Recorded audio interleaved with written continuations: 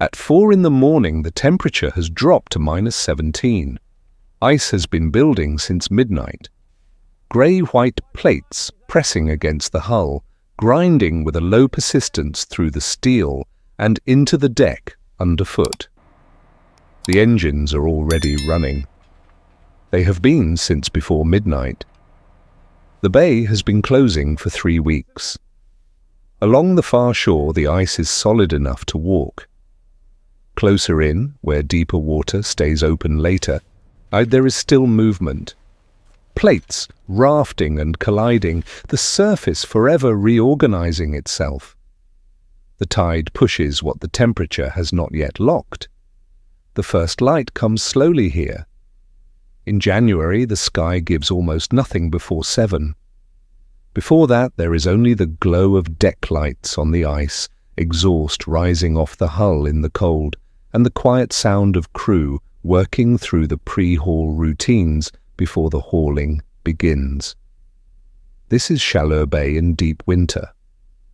Northern shore is Quebec, or southern shore New Brunswick. The bay runs roughly 140 kilometers from the open Gulf to the town of Bathurst. In January, the inner reaches lock under ice that can reach 60 centimeters or more in a hard year. The vessel works the outer edge, where bay ice breaks and meets stronger tidal currents. This is a zone where the ice is never fully stable. 2 deckhands are already on the stern, moving methodically through the pre-haul routines. Nobody speaks above what the work requires, and that is understood before anyone steps aboard. The hull is steel, not because steel is preferred in warmer fisheries, but because out here preference gets set aside. The bow plating is reinforced through the waterline, built for contact with drift ice and bay ice under pressure. She pushes through the thinner plates without noticeable change in speed.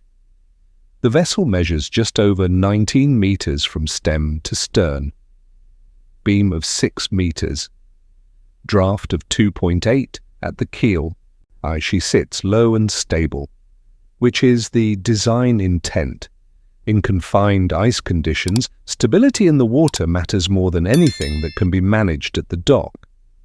The hull carries a Baltic Ice Class designation, built to operate independently in light first-year ice.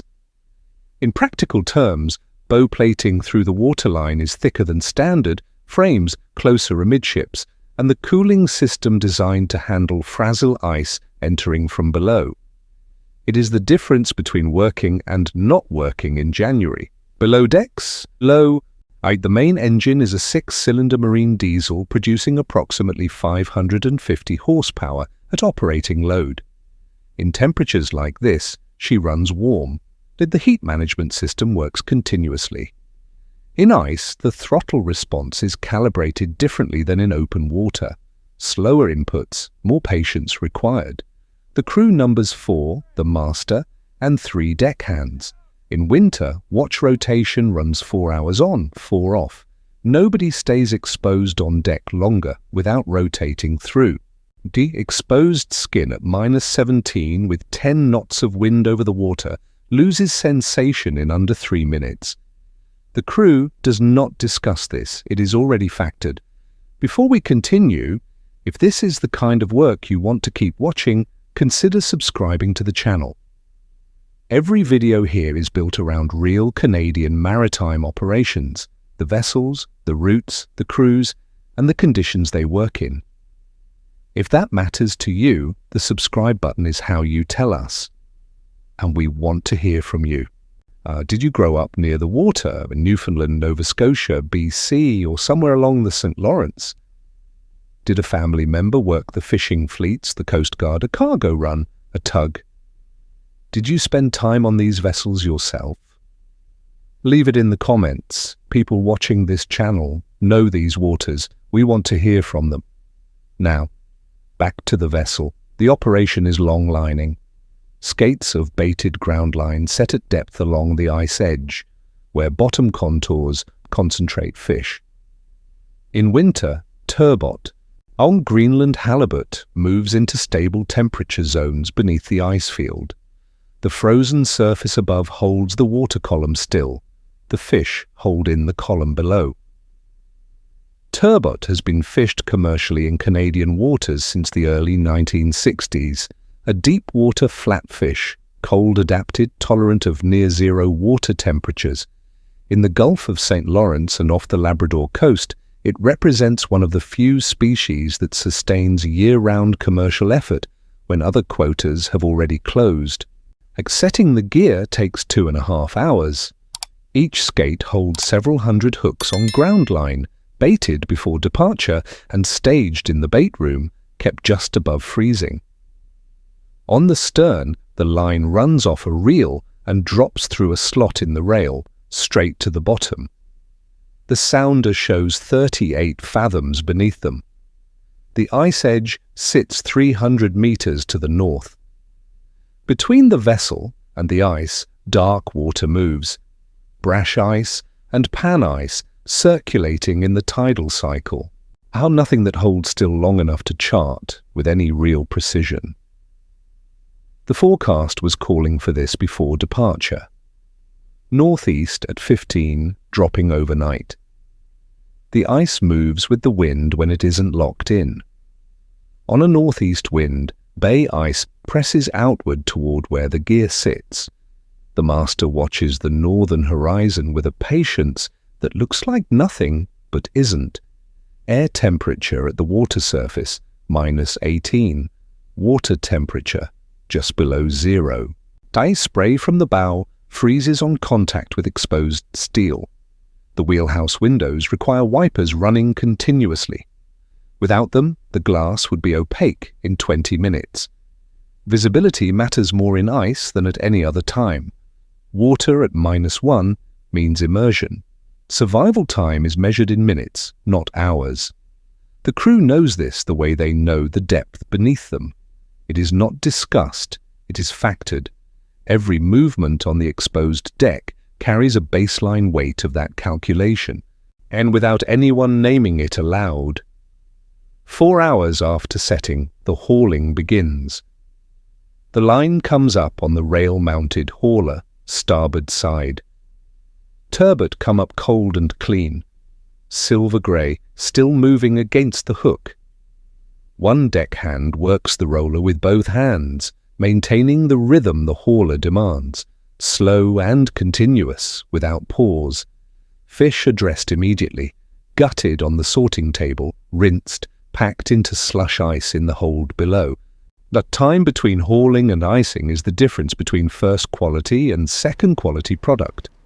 In this cold, that window is short.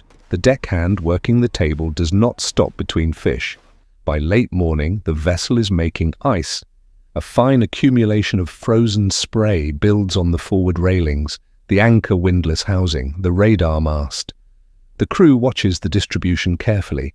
A vessel taking on significant topside ice weight changes its handling characteristics. Forward and aloft is where the concern begins. Icing on a working vessel is not dramatic. It is slow and cumulative. On a vessel this size, an hour in these conditions can add several hundred kilograms to the upper structure. The master has a threshold. When it's reached, the crew takes chipping hammers and begins clearing the build-up. The foredeck crew communicates by hand when wind prevents shouting. Tight a closed fist means stop. The hauler goes off. An open hand pointed aft means clear the stern. No improvisation in these signals, they were established before departure. They function without ambiguity in any wind condition these waters can produce. The wheelhouse radar runs on a 1.5 nautical mile range. Ice returns differently from vessel traffic. The echo is irregular, scattered, without the clean arc of a steel hull. The master reads the display the way someone reads a chart, with accumulated experience, not just data from the current sweep. The decision to haul short of the planned final skate comes from the radar, not the weather. The ice has moved 500 meters south during the operation. The gear near the ice edge has taken brash ice along the line. Nothing dangerous, but the master has noted it. The vessel carries a quota allocation, but a specific quantity of turbot authorized for this trip, registered in the license, tracked through the vessel monitoring system, transmitting position data to DFO every 5 minutes. The quota is not a suggestion, it is the boundary within which this entire operation runs. When the hold is full, this vessel returns to port.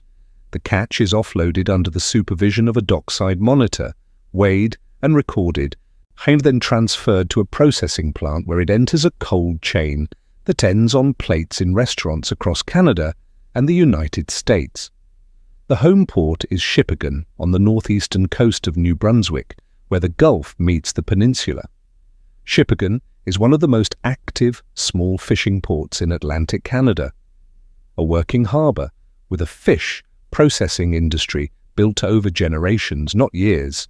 All the families in towns like Shippagan have been fishing these waters since the mid-1700s, Acadians who stayed when the fishing was the only economy that made sense in a place like this.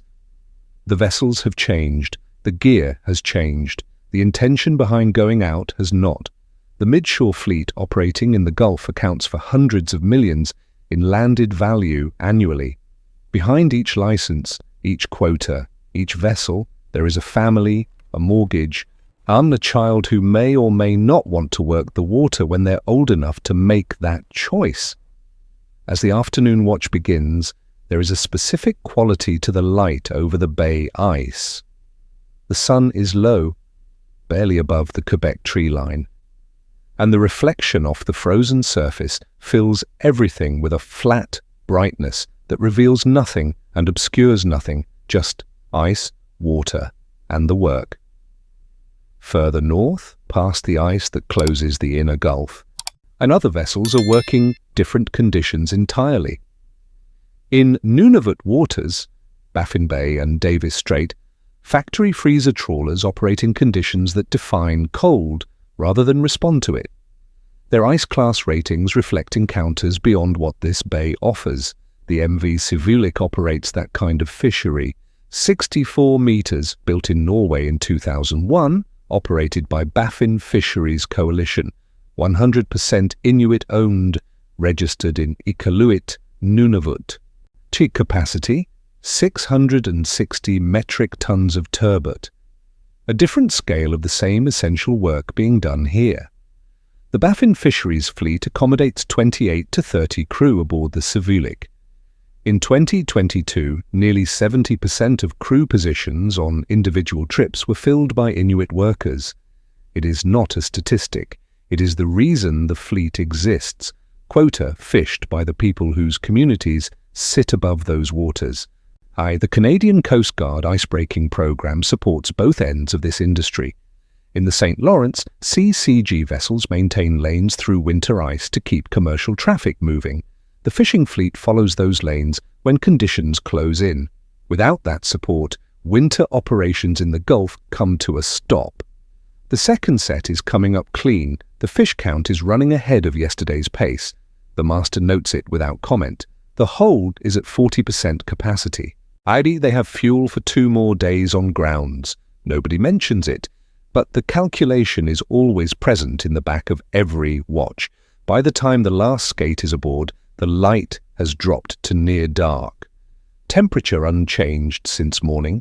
The wind has eased slightly, letting the ice drift back north, some of the pressure off the working zone. The crew begins securing deck gear for the run back to port.